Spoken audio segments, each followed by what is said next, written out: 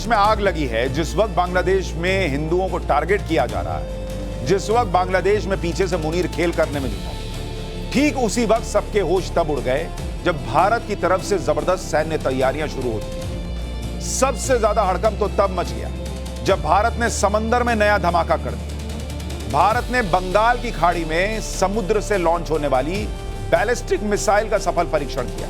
Munir Libya के लिए ऐसा पनौती साबित हुआ कि लीबिया का आर्मी चीफ ही अचानक मर गया। इधर मुनीर ने लीबिया के साथ अपने कबाड़ हथियारों की डील की, लेकिन मुनीर ऐसा पनौती साबित हो रहा है कि अगले ही दिन लीबिया की पूरी टॉप सैन्य लीडरशिप साफ हो गई। जिस लीबिया में मुनीर हथियार बेचने गया था, उस लीबिया के आर्मी चीफ की प्लेन क्रैश में मौत हो गई। लीबिया के army chief lieutenant general Mohammed Ali Ahmed al Haddad plane crash में मारे गए। जनरल अल हदाद टर्की में थे और वहां से अपने 4 सैन्य अफसरों के साथ प्राइवेट जेट से लीबिया लौट रहे थे, लेकिन टेक ऑफ के तुरंत बाद प्राइवेट जेट लड़खड़ा गया, इलेक्ट्रिक फेलियर हो गया। प्राइवेट जेट ने इमरजेंसी लैंडिंग की इजाजत मांगी, लेकिन तब तक देर हो चुकी थी और प्लेन क्रैश हो गया। इस हादसे में लीबिया के आर्मी चीफ समेत 4 सीनियर सैन्य अधिकारी और 3 क्रू मेंबर की मौत हो गई। लोग कह रहे हैं मुनीर जिससे सट रहा है वहां जो है ना नरक कर दे रहा, अपने देश में तो किया ही है। लीबिया के आर्मी चीफ की मौत से मुनीर का एक और फर्जीवाड़ा भी सामने आ गया। यह खुलासा हुआ है कि मुनीर ने लीबिया के जिस सैन्य अधिकारियों के साथ डील की, सैन्य अधिकारी या गुट लीबिया का प्रतिनिधित्व करते ही नहीं है। खबर है कि मुनीर ने लीबिया के उस सैन्य गुट से डील कर ली है जिस पर अंतर्राष्ट्रीय प्रतिबंध लगा हुआ है। कोई भी देश या एजेंसी लीबिया के इस गुट को हथियार सप्लाई नहीं कर सकता, लेकिन मुनीर उसी गुट से डिफेंस डील का डंका पीटने लगा। मुनीर ने लीबिया में जिस टॉप सैन्य अधिकारी के साथ डील की, उसका नाम खलीफ बेलकासिम अफ्तार है। हालांकि जबकि लीबिया के आर्मी चीफ जो विमान हादसे में मारे गए, उनका नाम मोहम्मद अली अहमद अल हद्दाद था। दरअसल लीबिया को अभी 2 गुट कंट्रोल कर रहे हैं। लीबिया के पश्चिम और पूर्वी इलाके में सत्ता का संघर्ष चल रहा है। एक पश्चिमी लीबिया की सरकार है, दूसरी पूर्वी लीबिया में जनरल हफ्तार के नेतृत्व वाली सेना है जिससे मुनीर ने मुलाकात की थी। पश्चिमी लीबिया की सरकार को ही अंतर्राष्ट्रीय स्तर पर मान्यता प्राप्त है। ज्यादातर देश और यूएन इस सरकार को ही वैध मानते हैं, जबकि मुनीर लीबिया के जिससे डील करके आया है उसे यूएन ने आधिकारिक मान्यता नहीं दी है। यानी मुनीर ने लीबिया जाकर भी अपना फर्जीवाड़ा नहीं छोड़ा। और इसका दूसरा मतलब यह भी है कि अंतर्राष्ट्रीय प्रतिबंधों की वजह से लीबिया के जनरल हफ्तार ने मजबूरी में मुनीर के साथ डील की है, क्योंकि ज्यादातर देश उसे हथियार दे ही नहीं रहे, बेच ही नहीं रहे। लेकिन मुनीर के कदम क्या पड़े लीबिया में मातम पसर गया। भाई मुनीर ऐसा पनौती है कि पहले से ही पाकिस्तान के लिए पनौती साबित हो रहा है। जिस दिन से मुनीर को पाकिस्तान में पावर मिली है, तब से पाकिस्तान के साथ क्या क्या नहीं हो गया, आप याद कीजिए। ऑपरेशन सिंदूर में नरेंद्र मोदी के नए भारत से मार खाया, अफगानिस्तान ने इसको युद्ध में धोया, टीटीपी वाले आए दिन यहां बम फोड़ रहे हैं, बलोचों ने धुआं धुआं कर रखा है, इमरान के समर्थकों ने नाक में दम कर रखा है, पाकिस्तान के कई टुकड़े होने की बातें होने लगी। दाने दाने को मोहताज हो गया है पाकिस्तान और लोन के सहारे देश चल रहा है। पूरा पाकिस्तान बिकने की कगार पर पहुंच गया है। कल ही पाकिस्तान ने अपनी सरकारी एयरलाइन बेची है। कौड़ियों के दाम पर पाकिस्तान की कंपनियों की सेल लगी हुई है। सिर्फ 4500 करोड़ रुपए में पाकिस्तान की सरकारी एयरलाइन बिक गई बॉस। और यह सब मुनीर के आने के बाद हुआ है। यानी मुनीर को लेकर जो सोशल मीडिया पे लोग कह रहे हैं कि यही पनौती है पाकिस्तान के लिए भी और दुनिया के लिए भी, वो लोग ऐसे ही नहीं लिख रहे। मुनीर जिससे हाथ मिला दे रहा है उसके साथ कांड हो जाता है। आप देखिए, मुनीर को ट्रंप ने बिरयानी खिलाई थी। आज की डेट में ट्रंप अमेरिका में ऐसा फंस गए हैं कि गद्दी हिली हुई है। एप्स्टीन फाइल्स में ट्रंप का नाम आ रहा है। मुनीर ने बांग्लादेश से हाथ मिलाया। बांग्लादेश आज की डेट में जल रहा है। बांग्लादेश जो एक दौर में उभरती अर्थव्यवस्था बन रहा था, आज कट्टरपंथियों और आतंक की फैक्ट्री बन गया है। बांग्लादेश में कट्टरपंथियों ने ऐसा आतंक फैलाया हुआ है कि फिर हिंदुओं को जिंदा जलाने की कोशिश की गई है। चटगांव जिले में 8 हिंदू परिवारों के घरों पर रात में ताला मार दिया गया और फिर पेट्रोल छिटक कर आग लगा दी गई। यहां रह रहे हिंदुओं का दावा है कि उनकी किसी से कोई दुश्मनी नहीं, कोई झगड़ा तक नहीं था, सबको घर में बंद कर दिया। लेकिन कट्टरपंथियों का यह खूनी खेल ज्यादा दिन चलने वाला नहीं है, क्योंकि यूनुस और मुनीर खुद ही बांग्लादेश में लगाई आग में जलेंगे।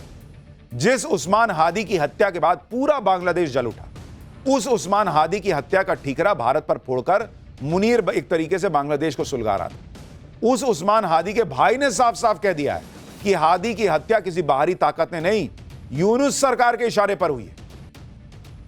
हादी के भाई उस्मान ने दावा किया है कि हादी बांग्लादेश में जल्द से जल्द चुनाव चाहता था। यूनुस सरकार में बैठे लोग इसके लिए तैयार नहीं थे। हादी ने उनके फरमान को ना कह दिया, इसलिए उसकी हत्या करवा दी गई। यह सब बांग्लादेश में चुनाव टालने की साजिश है, जो हम आपसे पाठशाला में पहले ही कह रहे थे।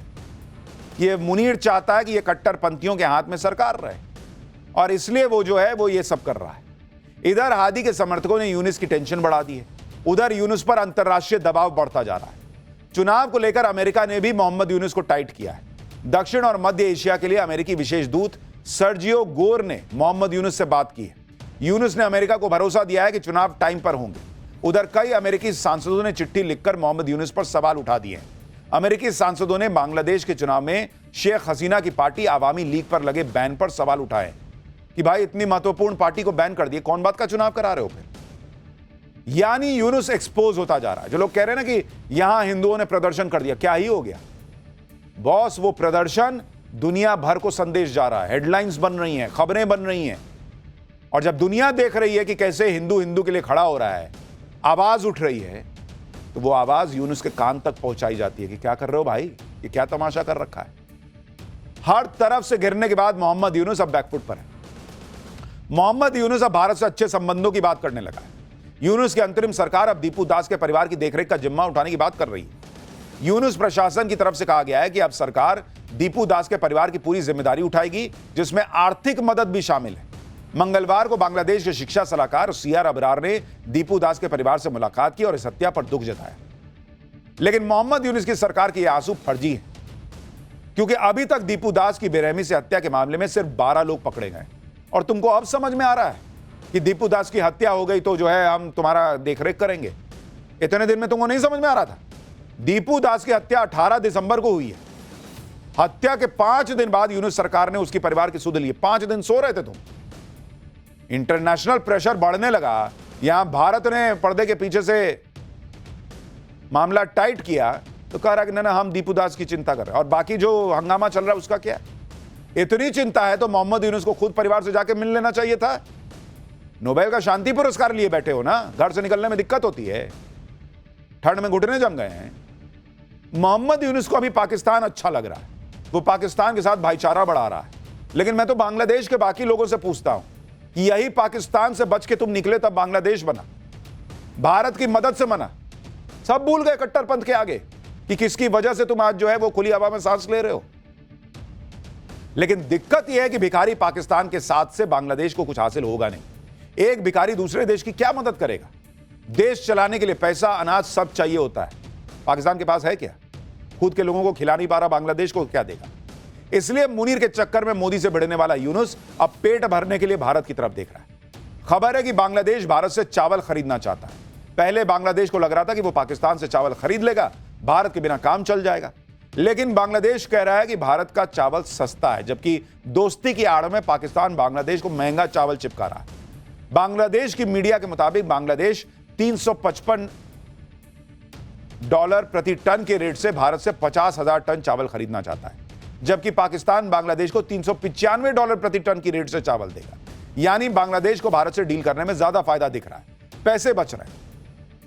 इसी बीच मोहम्मद यूनुस की सरकार के आर्थिक सलाहकार सलाहुद्दीन अहमद ने कहा दिया है कि मोहम्मद यूनुस भारत के साथ रिश्तों को सुधारने के लिए कदम उठा रहे हैं। यह खबर ऐसे वक्त में आई है जब रूस ने 2 दिन पहले ही बांग्लादेश को हड़काया था कि भारत के साथ रिश्ते सुधार लो। अब बांग्लादेश की सरकार यह तर्क दे रही है कि ट्रेड पॉलिसी राजनीति के मुताबिक नहीं चलती। अगर भारत से चावल खरीदना सस्ता पड़ेगा तो भारत से खरीदेंगे। बांग्लादेश के आर्थिक सलाहकार अब कह रहे हैं कि उन्हें भारत के साथ कोई कड़वाहट नहीं चाहिए, और अगर कोई बाहरी ताकत दिक्कत क्रिएट कर रही है तो ये दोनों देशों के भले में नहीं है। बाहरी ताकत कौन है? तुम ही ना बताओगे जी। तुम्हारे यहां तमाशा चल रहा है, तुम ना बताओगे कि तुम क्यों नहीं रोक पा रहे हो किसके इन्फ्लुएंस में आके। और इतना दोस्त है पाकिस्तान तो मांगो सस्ते में तुमको देगा चावल। खाने को कुछ है नहीं, तुमको देगा क्या वो? बांग्लादेश अभी सस्ते चावल का बहाना बनाकर भारत से चावल खरीदने की बात कर रहा है, क्योंकि खुल के तो कह नहीं पाएगा कि भारत के बिना बांग्लादेश का काम नहीं चलेगा। लेकिन सच यह है कि ऐसी बहुत सारी चीजें हैं जिससे लेकर बांग्लादेश भारत पर निर्भर है। भारत बांग्लादेश का दूसरा सबसे बड़ा इंपोर्टर देश है, यानी बांग्लादेश भारतीय सामान पर बहुत ज्यादा निर्भर है। बांग्लादेश भारत से सालाना 1,10,000 करोड़ रुपए से ज्यादा का सामान इंपोर्ट करता है।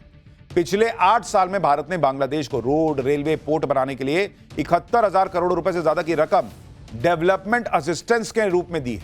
जबकि शेख हसीना के तख्ता पलट और भारत से संबंधों के खराब होने की वजह से बांग्लादेश को कुछ ही महीने में करीब 2 लाख करोड़ रुपए का नुकसान हुआ है।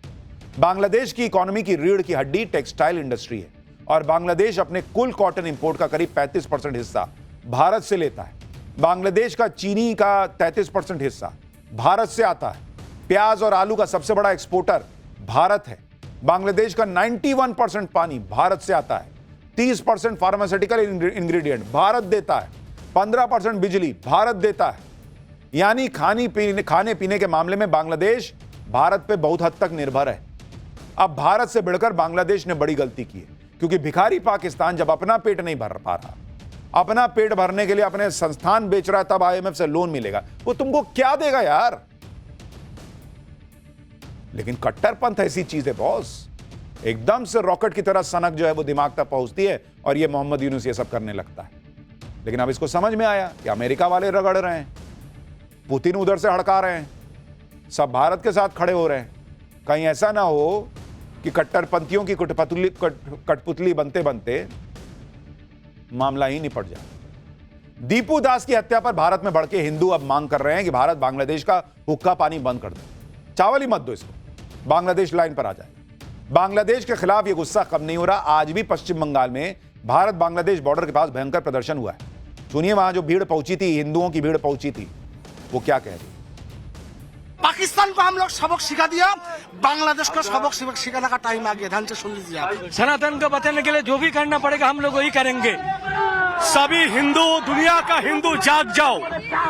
हम ये कहेंगे कि यूनुस सरकार जो कर रहा है अभी, ये बहुत ही बुरा कर रहा है। हम लोग अगर चाहते हैं तो हमारा लोग जो बॉर्डर सिक्योरिटी है 10 मिनट के लिए हट जाए तो हम बांग्लादेश को 10 मिनट के अंदर खत्म कर देंगे। ओ हिंदू सनातनी जागो। भारत के अंदर जो ये गुस्सा भड़क रहा है, उससे भी बांग्लादेश को यह समझ आ रहा है कि मामला बहुत बिगड़ गया है और हालात संभालना मुश्किल हो जाएगा। इसलिए मोहम्मद यूनुस की टोन कुछ नरम पड़ने लगी। इधर आज कांग्रेस के कार्यकर्ताओं ने जम्मू में बांग्लादेश के खिलाफ प्रदर्शन किया। दीपू दास की हत्या के खिलाफ कांग्रेस ने प्रोटेस्ट किया। खैर, बॉर्डर पे जो तैयारी है, बांग्लादेश का जो टोन नरम पड़ रहा है, देखिए मामला आगे कहां जाएगा।